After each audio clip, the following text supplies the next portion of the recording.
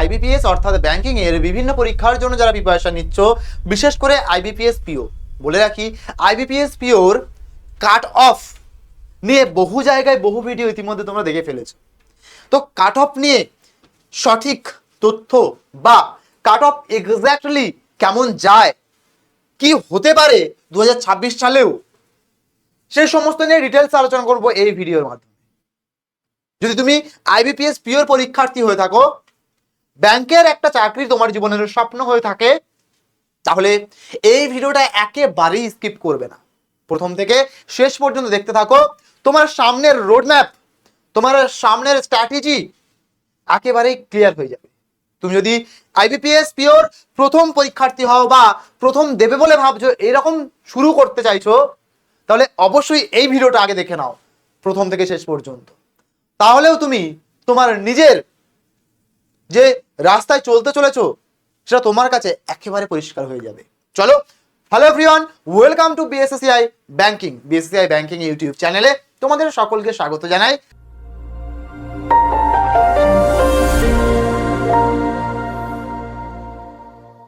আজ আমি আলোচনা করতে চলেছি তোমাদের উদ্দেশ্যে আইবিপিএস পিওর বিগত 3 বছরের কাট অফ নিয়ে ডিটেলসে, যেখানে শুধু প্রিলিমস নয়, তার পাশাপাশি মেন্সের কাট অফ নিয়ে আলোচনা করব এবং তোমাদেরকে জানাবো যে ঠিক কতটুকু পড়লে, কতটুকু স্কোর করলে তুমি সেফ জোনে থাকতে পারবে, তোমার সিলেকশনটা হবেই হবে। চলো তাহলে শুরু করি আজকে আমাদের সেই গুরুত্বপূর্ণ সেশন বা আলোচনা দিয়ে। প্রথমেই বলে রাখি যে আমাদের কাট অফ এই রিলেটেড ভিডিও, ঠিক আছে, তাতে যাওয়ার আগে আমাদের বর্তমানে মূল লক্ষ্য কি, যারা ভিডিওটা দেখছি তাদের উদ্দেশ্যেও বলবো। যদি কেউ নতুন হয়ে থাকো বা বিগিনার, অবশ্যই আগে জেনে নাও তোমার সামনের লক্ষ্যমাত্রা হওয়া উচিত এই 6700 প্লাস ভ্যাকান্সিতে, যেটা আইবিপিএস পিওর 6700 প্লাস শূন্য পদে অলরেডি প্রকাশ করা হয়েছে। সেক্ষেত্রে তোমাকে কেন এই ভিডিওটা দেখতে বলছি, ওই যে বললাম বিগত 3 বছরের যদি প্রিলিমস এবং মেন্সের পরীক্ষার কাট অফ তুমি দেখে নাও সঠিকভাবে, তাহলে তোমার জার্নিটা কোথাও না কোথাও আমার মনে হয় সহজ বা সরল হয়ে যাবে। ঠিক আছে, তো সেজন্যই বলবো মন দিয়ে তোমাকে ভিডিওটা দেখতে হবে।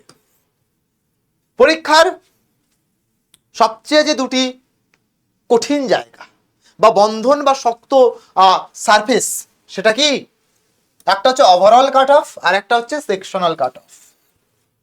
বলে রাখি সবচেয়ে একটা গুরুত্বপূর্ণ কথা, নতুনদের জন্যেও সবচেয়ে বেশি গুরুত্বপূর্ণ, তোমার এই যে ওভারঅল কাট অফ, এটা ক্লিয়ার করেও তুমি চাকরি পাবে না যদি এই সেকশনাল কাট অফ এখানে তুমি ফেল করো।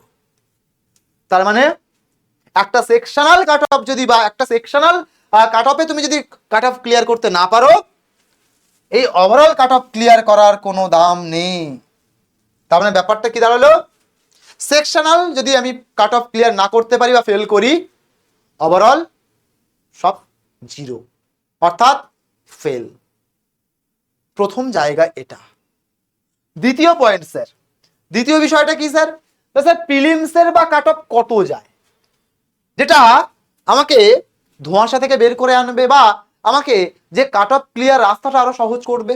বিগত 3 বছরকে যদি আমরা দেখি, অর্থাৎ 2023, 2024 এবং 2025 সালকে যদি আমরা একটুখানি মন দিয়ে দেখার চেষ্টা করি, প্রিলিমসের কাট অফ, সেটা অবশ্যই আমি ইউআর ক্যাটাগরিকে নিয়ে কথা বলবো, এসসি এসটি বা ওবিসি নয়, আমি ইউআরটাকেই বলছি। তোমরা এখানে 2-3 প্লাস মাইনাস করে নেবে, এটা তোমাদের ব্যাপার। ঠিক আছে, তো আমি ইউআর এর কথা বলবো শুধু। তুমি জেনারেল ক্যাটাগরির হয়ে থাকো, বিগত 3 বছরের কাট অফ দেখো। 23 সালের কাট অফ কত গিয়েছিল, 54.25। আচ্ছা স্যার কতর মধ্যে, আউট অফ 100। আউট অফ 100 প্রিলিমসের কাট অফ ব্যাংকেই মোটামুটি যায়, মেন্সে একদম কম কাট অফ যায়। কেন যায়, কি হয়, সবটা জানবো, ঠিক কি না। দেখো তাহলে 100-র মধ্যে মানে আউট অফ 100-এ কাট অফ ছিল ইউআরদের 2023 সালে 54.25, 54.25। 24 সালে গিয়ে যদি তুমি দেখো কাট অফ কতটা নেমে গেছিল, দেখো কোশ্চেন লেভেল চেঞ্জ হয়েছিল, প্যাটার্ন একটু মডারেট লেভেল এসেছিল, সেখানে গিয়ে 48.50 অর্থাৎ 48.50 কাট অফ হয়েছে। কোথায়? এই যে আউট অফ 100-এ 2024 সালে। 25 সালে গিয়ে স্যার কত হয়েছে? এখান থেকে একটু 1-2 বেড়েছে, সেখানে গিয়ে দেখা যাচ্ছে 49.21 অর্থাৎ 49.21 নম্বর। তাহলে 2025 সালে এসে এই জায়গাটায় দাঁড়িয়ে 100-র মধ্যে তোমাকে তাহলে টার্গেট কত করতে হবে, এটা তোমার জীবনে বা মনে ইতিমধ্যে সবচেয়ে বড় প্রশ্ন এসে হাজির হয়েছে। স্যার আমি 100-র মধ্যে তাহলে স্যার কত স্কোর করলে আমার সিলেকশন নিশ্চিত, বা আমি পাকাপাকি রূপে ভাবতে পারবো যে আমি সিলেক্টেড? মনে প্রশ্ন এসেছে, চলো সেটা একটু দেখে নিই। তাহলে তুমি যদি 2026-এর কথা ভেবে জানতে চাও, তাহলে আমি বলবো এখানে ওই 50 বা 49-48 বলবো না তোমার জন্য। তুমি 55 থেকে 60টা প্রশ্ন তোমাকে কারেক্ট করে আসতে হবে, অন্তত নেগেটিভ মার্কিং ছাড়া তোমাকে 60টির বেশি প্রশ্ন নির্ভুলভাবে উত্তর করে আসতে হবে। তাহলেই তুমি প্রিলিমসের সেফ জোনের টার্গেটে থাকবে। অর্থাৎ 55 থেকে 60 কিন্তু তোমার টার্গেট হওয়া উচিত। কত sir? Out of 100। Out of 100 তাহলে আউট অফ 100 কত পেতে হবে? 55 থেকে 60, কোনো রকম নেগেটিভ ছাড়াই তোমাকে 60টা প্রশ্ন সঠিক বা 60টার বেশি প্রশ্ন সঠিক আনসার দিয়ে আসতে হবে। চলে আসি তাহলে মেন্সের দিকে। স্যার আপনি বলেছেন মেন্সে কাট অফ কম যায়, সত্যিই কি তাই? চলো দেখে নাও মন দিয়ে। যদি মেন্সের কাট অফ আমি বিগত 3 বছরকে নিয়ে অ্যানালিসিস করতে যাই, সেখানে আমি 3টে কাট অফ দেখেছি। স্যার আগে বলুন মেন্সের পরীক্ষা কত নম্বরের হয়? স্যার তার মানে প্রিলিমসে 100 মানে মেন্সে তার ডবল 200? না, এখানে আবার একটা এক্সট্রা লেজুর আছে, সেটা হচ্ছে 25 নম্বরের ডেসক্রিপটিভ। এই যে ডেসক্রিপটিভ পেপারটা আছে 25 নম্বরের, সেটা যদি আমরা অ্যাড করে নিই 200 নম্বরের অবজেক্টিভের সাথে 25 নম্বরের ডেসক্রিপটিভ, টোটাল কাট অফ তৈরি হচ্ছে কতর মধ্যে স্যার? 225-এর মধ্যে। তার মধ্যে জেনারেলদের কাট অফ 2023 সালে গেছিল 63, অর্থাৎ 63। যদি 24 সালের কথা ভাবো বা দেখো, জেনারেলদের কাট অফ গেছিল 66.50। কোথাও না কোথাও মেন্সে গিয়ে গ্রাফটা একটু ওপরের দিকে হচ্ছে। 63 ছিল, আবার এখানে 3.5 বেড়েছে, 3.5 বেড়েছে বা বৃদ্ধি পেয়েছে। আবার যদি তুমি 25 সালের কথায় আসো, সেখানে আবার গ্রাফটা একটু বেড়েছে। যেখানে 66.50 ছিল, সেখানে দেখো প্রায় আরো 3.5 বেড়েছে। না, 3.5 নয়, আরো দেখো কত ছিল? 66 ছিল, তাহলে এখানে 75.75 মানে 75 হয়েছে। সেক্ষেত্রে গিয়ে কত? 8.5 প্রায় বেড়েছে বা 25 বেড়েছে সামথিং। তাহলে কোথাও না কোথাও গিয়ে 8 নাম্বার গড়ে দেখতে গেলে বেরিয়েছে, কোথাও না কোথাও দেখতে গেলে গড়ে আমাদের 8 নম্বরে বেরিয়েছে, তাই না? গড়ে এখান থেকে যদি সে ওভারঅল ধরি তাহলে 8 নম্বরে বেড়েছে, এখান থেকে যদি ধরি তাহলে প্রায় 3 নম্বরে বেড়েছে। তাহলে এই যে 3 নম্বর তারপরে 8 নম্বর, তাহলে বুঝতে পারছি আস্তে আস্তে আমাদের কিন্তু কম্পিটিশনটা কোন লেভেলে যাচ্ছে।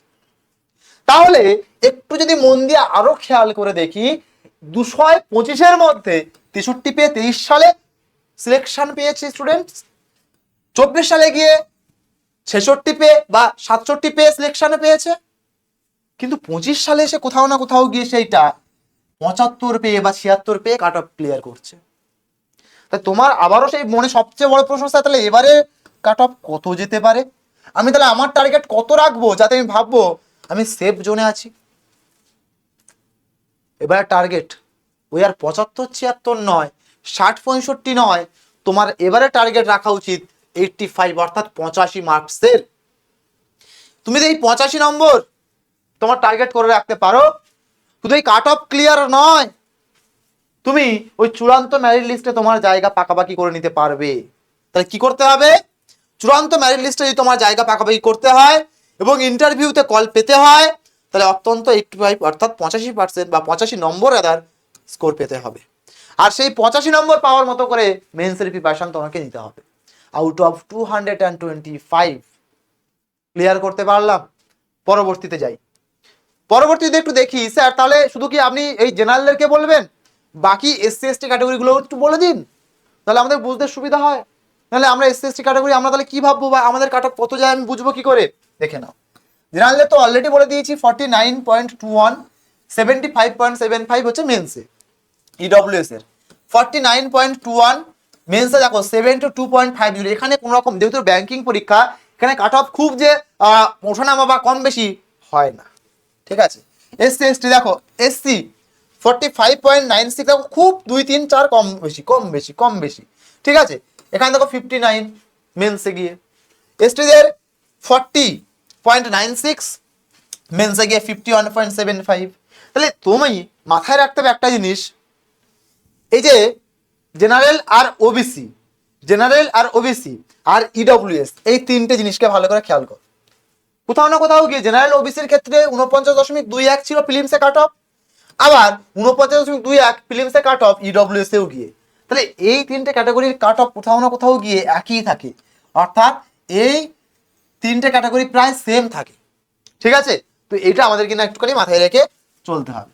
তাহলে স্যার গেম চেঞ্জার হিসেবে তাহলে স্যার কি আসতে চলেছে? গেম চেঞ্জার হিসেবে তোমাদের সবচেয়ে যে কি বল মনে রাখার জায়গা, ঠিক আছে, ব্যাংকের ক্ষেত্রে ব্যাংকিং অ্যাওয়ারনেস যেটা আর কি, যেটাকে জেনারেল অ্যাওয়ারনেস রূপে তোমরা জানো, সেখানটায় 50টি প্রশ্নের জন্য 60 নম্বর।